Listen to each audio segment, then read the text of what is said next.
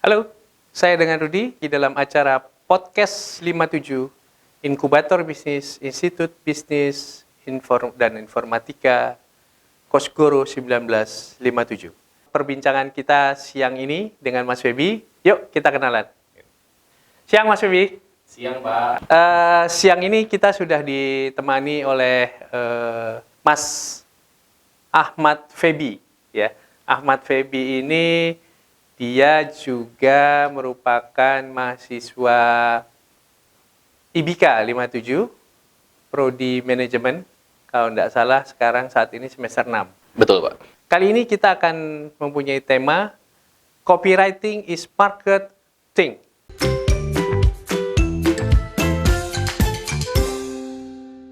Mas Febi ini sekelumit adalah beliau ini pernah menjadi beberapa narasumber untuk copywriting. Yang terakhir adalah di Bukalapak, ya Mas. Mantap nih, ya. Ya Mas Febi, tadi kita sudah jelaskan temanya copywriting is marketing, ya. Copywriting is marketing.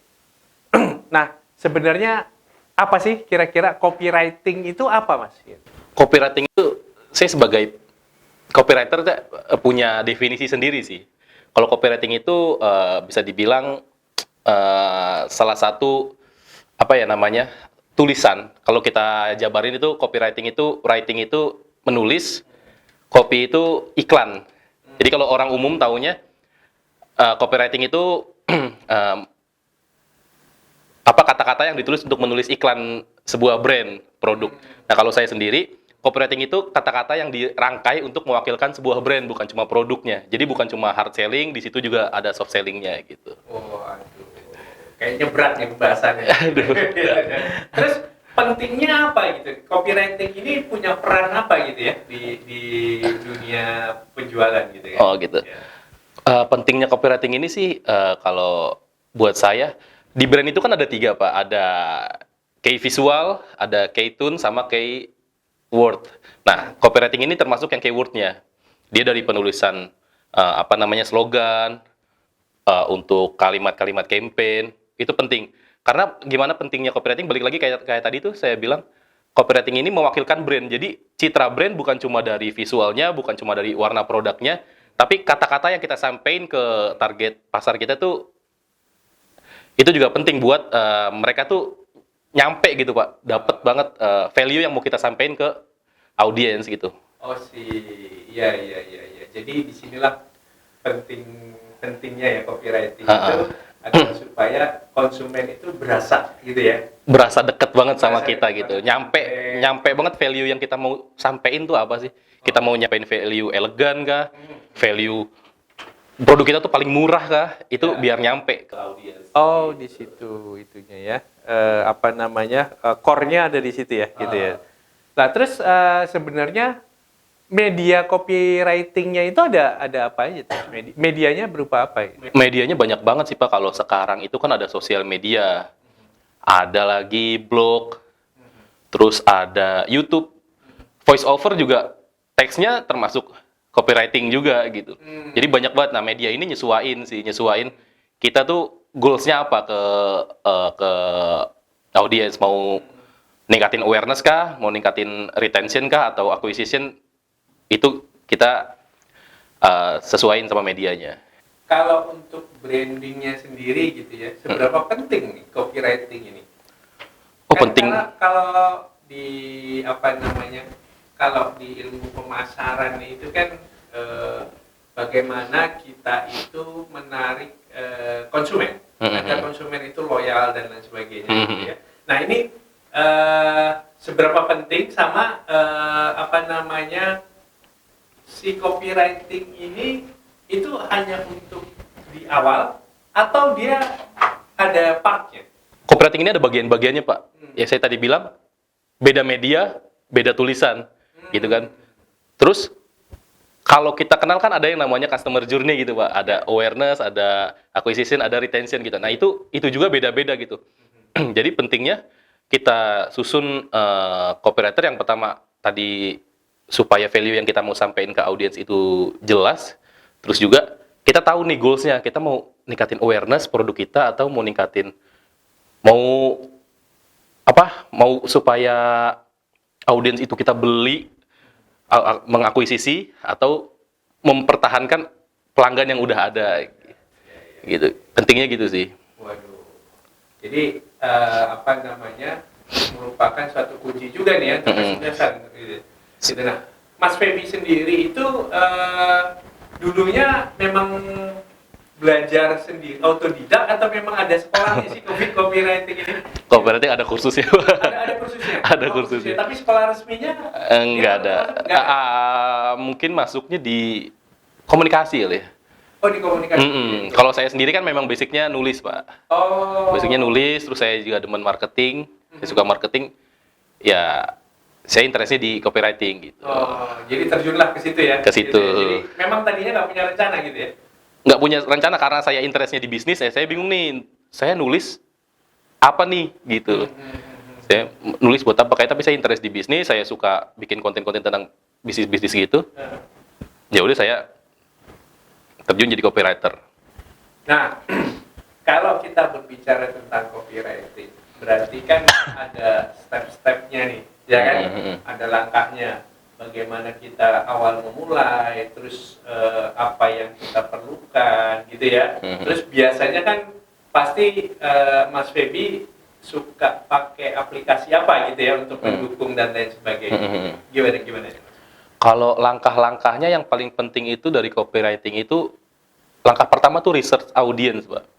Research audience? Research audience. Jadi, fungsinya adalah untuk kenal banget nih. Kenal banget sama audiens kita. Jadi kita kenalin dia 3M. Masalah, motivasi, mimpi. Jadi kenalin audiens kita tuh dari 3 hal itu. Masalahnya mereka apa, motivasinya mereka ketika kenapa mereka harus beli produk kita, dan mimpinya mereka setelah pakai produk kita tuh apa. Nah, itu. Yang selanjutnya, pilih medianya. Audiens kita tuh ngumpulnya di mana gitu. Apakah di YouTube, apakah di Facebook, apakah di Instagram, apakah di jalanan. Kalau di jalan kita bisa pakai billboard gitu. Marketing outdoor gitu kan. Nah, pilih medianya. Kalau habis itu tentuin goals-nya. Goals-nya ya balik lagi tadi, mau bikin orang aware kah sama produk kita? Mau bikin orang dibilang ada awareness, awareness. Soalnya kan kalau awareness nggak mungkin pakai ayo beli sekarang gitu. Terus kita salah satu contoh katanya gitu ya. Terhadap awareness-nya gitu ya. Biar orang tuh tahu dulu nih, ada loh bisnis ini yang menyelesaikan masalah ini gitu. Perbedaannya itu tentu pentingnya juga supaya orang tuh merasa beda dari brand kita tuh, dirasa beda sama brand yang lain walaupun produknya sama. Jadi bagaimana tulisan-tulisan para copywriter ini membawa konsumen gitu ya, agar mereka punya pengalaman baru gitu ya. Pengalaman baru terhadap produk yang akan dibelinya gitu ya. Wah, luar biasa nih Mas Feby ya. Jadi kalau kita dulu nih seringnya gitu ya, itu kalau sudah terjun di dunia itu, kadang-kadang kita suka ke bawah mimpi gitu ya. Iya, benar. Ke bawah mimpi. Benar. Lalu di mimpinya pun itu kadang-kadang kita melakukan hal yang apa tadi kita belum tercapai atau belum terselesaikan. Ada nggak Mas seperti itu? Ada sih kalau sampai ke bawah mimpi, kayak pekerja yang paling susah itu tahapnya tadi yang benar-benar research audiens gitu, Pak. Kita harus benar-benar relate banget sama audiens. Itu banyak banget caranya sampai saya tuh lamanya di situnya gitu. Karena kalau udah ketemu audiensnya tuh sifatnya gini, kebiasaannya gini tuh, pemilihan kata-katanya tuh gampang. Pemilihan katanya, gaya bahasannya, bahkan sampai fontnya juga. Font itu mempengaruhi? Mempengaruhi, Pak. Gak mungkin kan produk kecantikan kita pakai font yang besar-besar gitu. Iya. Iya, pakai font juga yang cantik juga. Pokoknya sampai ke situ sih ya, yang paling berat banget pas riset audiens itu. Nah, cara research audiensnya seperti apa, Mas Feby? Kalau riset audiens bisa lewat bisa langsung terjun ke lapangan, tanya-tanya. Terus juga kita bisa riset kompetitor yang di sosial medianya tuh biasanya engagement-nya udah tinggi nih, udah banyak komennya. Itu biasanya audiens tuh nongol di situ tuh. Apa sih mereka maunya gitu loh. Iya, iya. Ketahuan apa sih mereka maunya, masalahnya mereka tuh apa sih, kayak gitu sih biasanya. Nah, Dan Mas Febi sendiri itu terjun di situ udah berapa lama sih? Bener? udah 3 tahun, sekitar 3 3 tahun. tahunan ya? Iya. Waduh, luar biasa gitu. Pantas udah dipakai Bukalapak dan lain Aduh, sebagainya. alhamdulillah. Gitu. Nah, Mas Febi sendiri,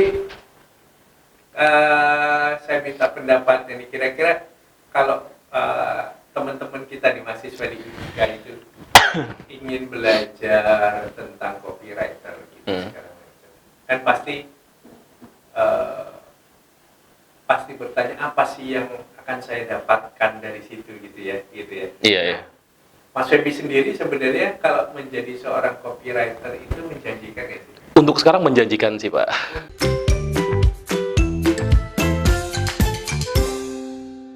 Oke, teman-teman, kita lanjut saja. Kita bisa lihat saking mudahnya akses sosial media, brand-brand baru banyak bermunculan. Nah, semua aspek marketing kreatif tuh dibutuhin banget, dari fotografi, advertising, ad spesialis, sosial media spesialis, copywriter. Copywriter tuh kalau zaman dulu mungkin di billboard aja, terus di koran. Yeah. Kalau sekarang udah sampai caption Instagram, heading buat thumbnail buat di YouTube, itu dibutuhin banget karena peningkatan brand itu makin banyak banget gitu loh. Penggunanya makin banyak ya? Penggunanya makin banyak, demand-nya makin banyak banget gitu. Kayak gitu sih. Terus juga kalau misalkan emang berminat di copywriting, ya pertama harus interest dulu di dunia bisnis gitu. Sih. Terus nggak menutup diri untuk kita kenal sama orang banyak, karena kan poinnya adalah kita kenal sama audiens gitu secara kuat gitu loh, supaya kita bisa relate sama apa yang kita tulis sama mereka gitu sih. Ya artinya copywriter menjanjikan banget loh. Menjanjikan. Tapi kalau bisa tetap punya added value-nya. Ya.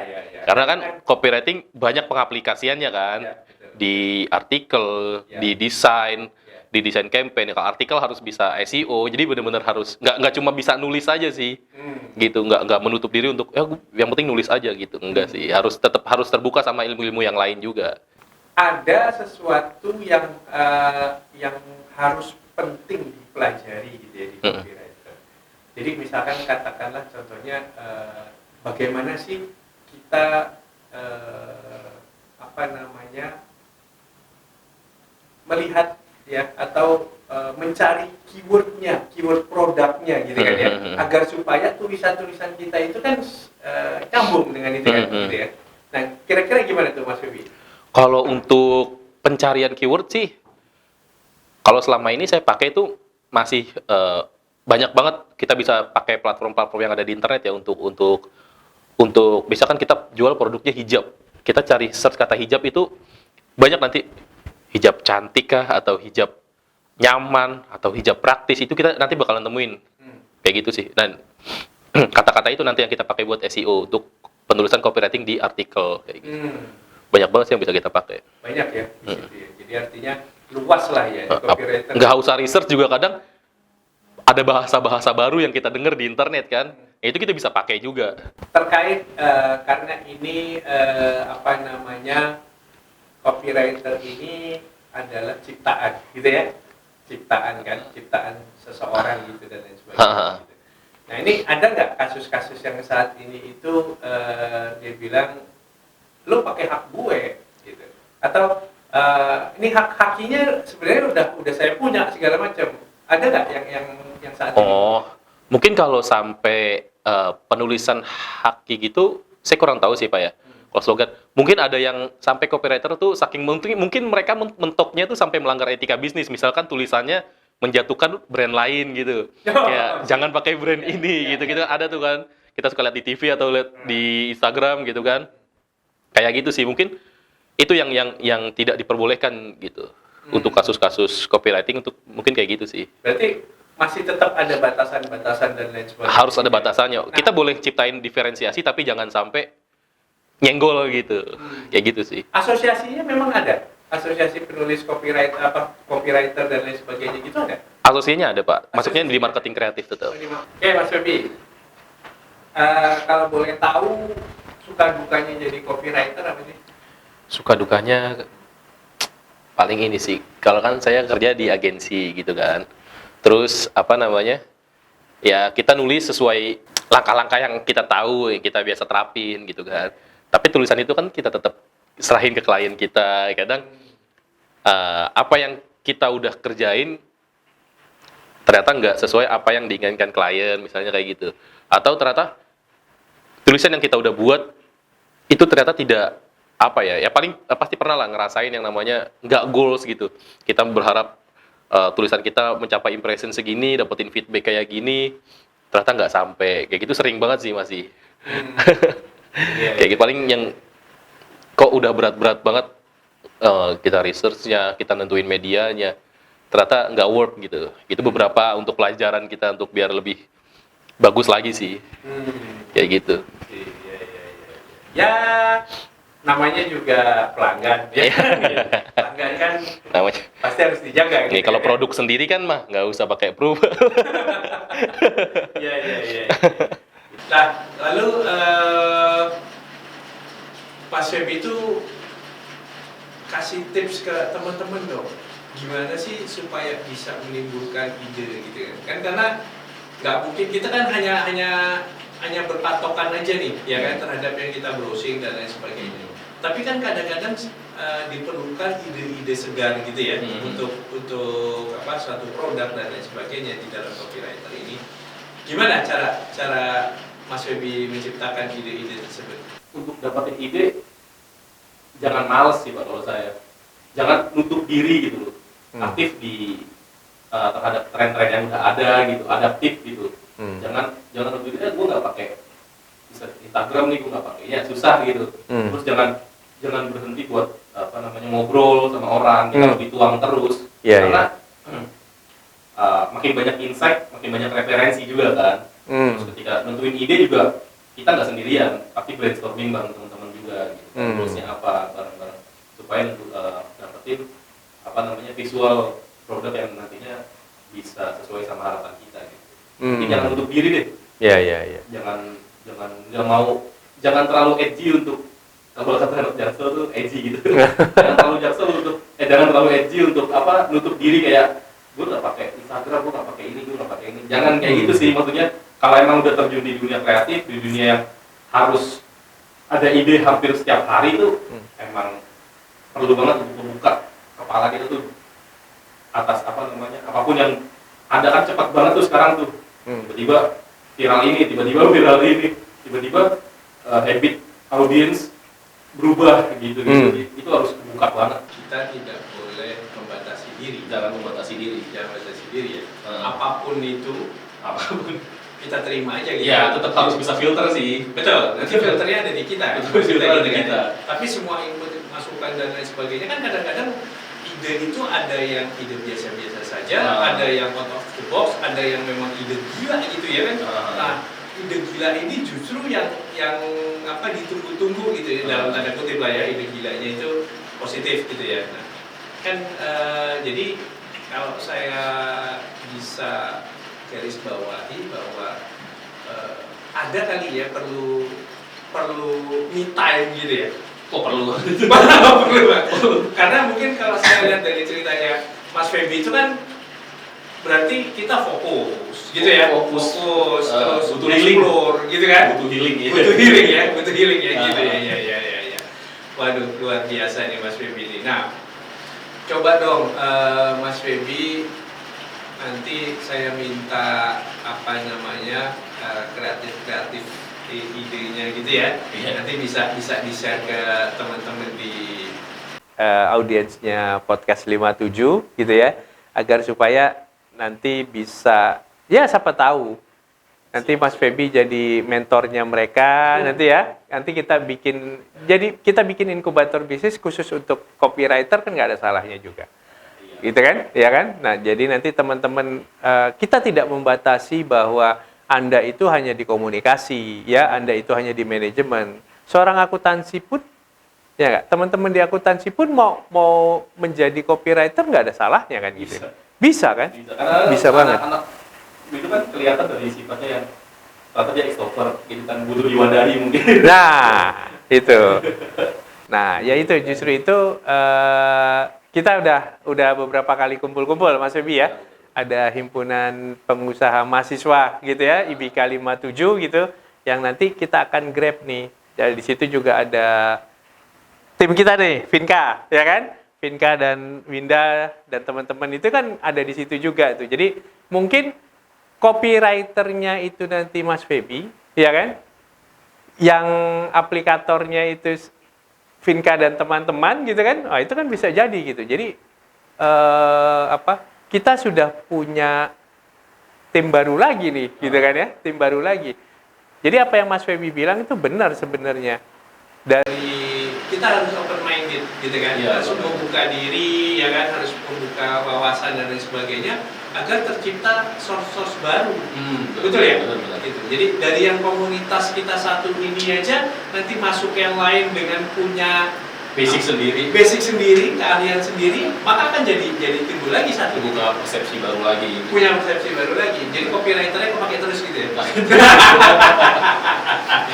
Gitu ya. Sama saya kalau nulis juga nggak terpaku sama ya udah gaya gue aja tulisannya, gue nggak mau. Ya kita harus tetap nyesuaiin audiens tuh sama ya lihat kompetitor juga. Nggak benar-benar bukan sendiri. Memang sudah banyak ya. Di kita itu kompetitornya luar biasa. Persaingannya luar biasa. Untuk copywriting. Untuk copywriting, untuk yang sebagai penulis aja sih mungkin belum terlalu aware Pak orangnya. Cuman sekarang kan bisnis di sosial media itu kan butuh banyak banget sisi dari tulisan gitu Pak. Kayak Instagram Story, caption, itu beberapa profesi disatukan sebagai copywriter. Kayak gitu. Jadi misalkan dia content creator, tapi disuruh nulis caption juga, ya harus punya basic copywriting. Sebenarnya copywriting itu basic sih. Basic apa ya? Basic nyari ide juga, basic untuk mendapatkan gaya komunikasi yang jelas juga kan. Komunikasi dari brand itu nggak cuma dari tulisan, juga ada dari voice over, ada dari visualnya, gitu kan. Jadi ya sama sih, jadi copywriter tuh dasarnya tuh orang harus bisa gitu kalau udah masuk ke dunia kreatif. Maka temanya itu adalah yang tadi kita sebut gitu ya, copywriting is marketing. Gitu ya. Jadi mikirin market banget gitu. Betul, mikirin pasar banget, Mikirin pasar mana yang banget. kita mau grab gitu ya. Iya. Mana yang kita mau jadikan bahan segala macam gitu ya. Bangsa kita nih gitu kan. Kita mau pakai kata apa nih? Kata yang powerful, kata-kata yang word banget. Itu benar-benar marketing banget. Iya. Wah, luar biasa nih ya. Jadi kalau ya itu Mas, kalau di copywriter ini ya, copywriting ini artinya ini bisa sebagai landasan atau bisa sebagai kekuatan untuk membangun UMKM ini naik kelas. Bisa banget. Sekarang kan ngebonding audiens itu banyak banget Pak ya. Contoh kayak misalkan kita yang jualan makanan-makanan ringan, ya, itu kita tulis di WhatsApp gitu kan, ready, open, pre-order, misalkan kritik apa, misalkan kayak produk-produk yang punya IB ini. Itu kalau kita tahu basic copywriter kan lebih cepat ngebonding gitu Pak. Terus kita bikin Instastory, kita bikin ini. Secara pribadi kalau yang punya bisnis terus paham juga basicnya copywriting, itu akan jauh lebih baik sih. Iya. Mudah ngebonding nge-grab audiensnya mereka gitu. Jadi nggak cuma kayak open PO, kritik ini, tanggal ini. Orang nggak. Jadi copywriting itu kan tugasnya kayak nggak aware gitu ya, nggak aware terhadap itu jadinya. Dan juga nggak kayak kita nulis, tapi orang tuh ngerasain rasanya gitu. Kalau belum nyobain, tapi kita nulis doang, udah ngerasain rasanya, udah ngerasain kayak ini solusi buat gue nih gitu. Kayak gitu doang kan orang nggak aware. Soalnya banyak yang jualan kayak gitu juga. UMKM itu kan kita tahu ya, UMKM itu kan beda dengan industri menengah, industri besar, ya UMKM kan mainnya kadang-kadang di mikro, gitu ya, di mikro atau ultra mikro dan lain sebagainya. Nah, mereka sebenarnya mampu nggak sih mengadaptasi copywriter ini ke dalam usahanya mereka? Karena kan tahu sendiri, Mas. Artinya gini, yang jadi pertanyaannya, copywriter itu mahal nggak sih? Karya copywriting itu kalau diterapkan di UMKM itu mahal nggak sih? Yang mahal balik lagi si idenya. Idenya teman. Tapi Ide. kalau UMKM, kan ketika kita mulai bisnis itu, kita percaya kalau produk kita tuh lebih baik dari produk yang lain gitu. Ya. Kita percaya produk kita tuh lebih enak dari produk sebelah misalnya gitu. Ya. Nah, apa sih faktor-faktor yang bikin kita sendiri sebagai owner tuh bilang produk ini tuh enak? Nah, kita catat itu dirangkai buat jadi kata-kata sih, bisa kayak gitu sebenarnya. Nggak harus yang gimana-gimana. Jadi minimal yang bikin kita percaya dulu sama produk kita itu bisa kita sampaikan ke audiens supaya audiens itu sepemikiran sama kita gitu. Nah, itu tinggal gaya penulisannya aja gimana gitu. Kayak gitu sebenarnya gaya penulisan sih banyak banget, cuman goals dari penyampaiannya itu yang penting gitu. Berasa nggak sih ini di konsumen gitu ya? Kita tinggal sedikit pedes. Ya. Pedes itu pedes yang gimana, kita mau nyampein pedes yang gimana gitu. Iya, iya. Misalnya kita kayak saya pernah waktu saya di Bukalapak itu satu kasus gitu, misalnya kita jualan 9 detik kuat gitu misalnya, gimana nih supaya kita orang tuh tahu nih tanpa pakai kata kuat, orang tahu nih 9 detik itu kuat gitu. Nah 9 detik itu kan biasanya dipakai sama perempuan, kalau saya waktu itu gitu. Perempuan ini ketika dia 9 detik adalah ketika mereka jalan keluar rumah tuh sedikit lah, pakai motor gitu kan. Nah, mereka itu kalau naik motor itu biasanya nyeret kan kalau perempuan, seret gitu. Itu yang bikin sendal mereka tuh tipis. Kita mau bilang sendal kita tuh kuat gitu. Itu tuh harus ganti terus. Nah, cewek itu sukanya naik motor jalan-jalan sore-sore, jajan, pakai sendal jepit, bisa jadinya seblak gitu kan. Keyword-keyword yang saya pilih gitu. Nah, kita bisa tulis kayak sendal ini jajan seblak sampai Amerika udah tipis kayak gitu misalnya. Menyambungkan antara kekuatan arti kuat dari sendal itu sama industri yang ada gitu sih. Iya, jajan seblak sampai Amerika udah takut tipis gitu. Kan udah kayak gitu udah melambangin kayak wah. Sendalnya kuat banget. Ya gitu. Wah, tertarik ya. Makin seru obrolannya itu. Tapi sayang waktu kita sudah terbatas gitu ya. Mas Febi, kasih dong semangat buat teman-teman kita di sahabat podcast 57 nih ya, agar mereka terus berkarya ya. Kalau mau jadi copywriter ya, bisa gabung nanti di inkubator gitu ya, di inkubator bisnis CBK 57. Kira-kira apa Mas yang mau dikasihkan ke teman-teman? Silakan Mas Febi. Quotes dari saya, ini saya pernah bikin sendiri. Jangan lupa mendengar hari ini karena siapa tahu ada yang bisa merubah kita hari itu. Wede. Podcast ini juga. Gitu ya. Iya. Jadi terus ya. Terus mendengar. Gitu. Jangan pernah tutup kuping ya. Jangan pernah tutup kuping. Merasa cukup. Jangan pernah merasa cukup. Keren Mas Febi. Oke, terima kasih Mas Febi. Selamat berkarya.